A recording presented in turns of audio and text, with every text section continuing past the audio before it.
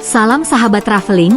Kali ini kita akan berkunjung ke salah satu objek wisata pedesaan di Lombok Timur, yaitu Teras Sawah, Kota Raja.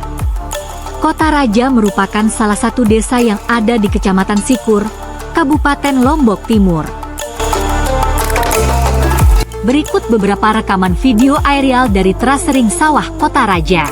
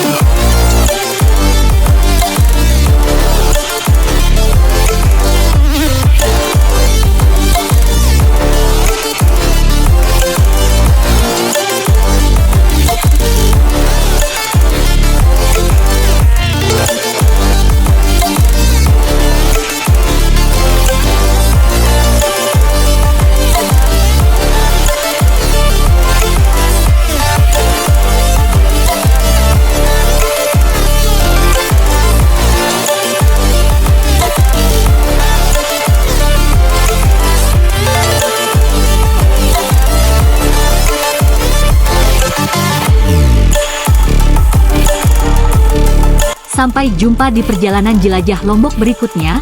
Jangan lupa subscribe, like, share, dan komen ya. Terima kasih.